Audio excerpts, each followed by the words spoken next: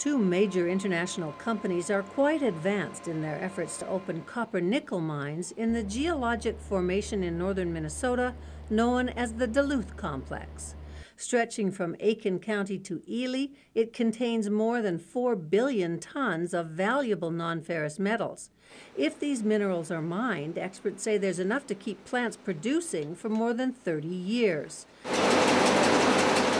Several mining companies have begun test drilling and would like to open copper-nickel mines in the region. PolyMet is already ahead of its competitive copper-nickel mines by virtue of the fact that it started first. Once it gets its permits in place, it will be even further ahead because of the fact that it bought this LTV mine from Cliffs, and with it came a lot of working infrastructure. We're looking at the supplemental draft being out yet this spring. Once that draft is reviewed by the public, then state and federal environmental agencies will create the final environmental impact statement.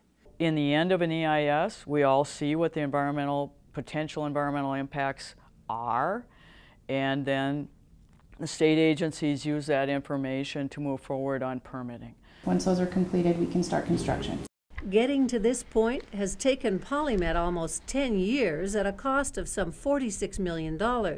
PolyMet's CEO says it's time and money well spent. Modern rules and regulations that are in place today set a very high standard and threshold, and it's our job to design a project and demonstrate that we can meet those standards.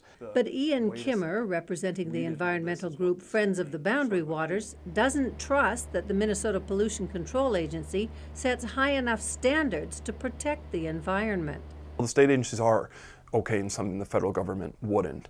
PolyMet officials are well aware of the environmental concerns and say they have worked closely with the Department of Natural Resources as well as the MPCA.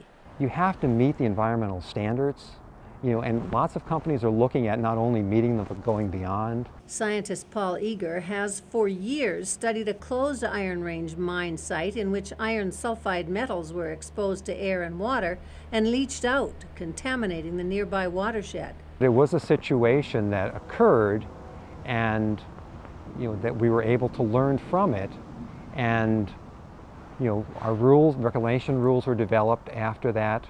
Eager says scientists have been able to use the knowledge gained through treating the pollution at the Dunca mine as they move toward opening copper-nickel mines. And some of the techniques that we've used there, we understand those better. Those can be applied to future mining as well. That's the responsibility we have, is to ensure that our projects and our mines are protective of the environment. That's our obligation. Last month, PolyMet shared results of its new reverse osmosis treatment system that removes sulfate from water to meet state standards. We just recently finished treating over 1 million gallons of water with elevated sulfate levels to demonstrate that technology is robust enough and proven enough to be applied to in this particular case. The plan is to have a water treatment plant along with leak detection monitoring wells in place when the plant opens. We want to make sure that we get the process right so that we can develop a mine and have minimal impact to the environment. At PolyMet near Hoyt Lakes, Barbara Reyelts reporting.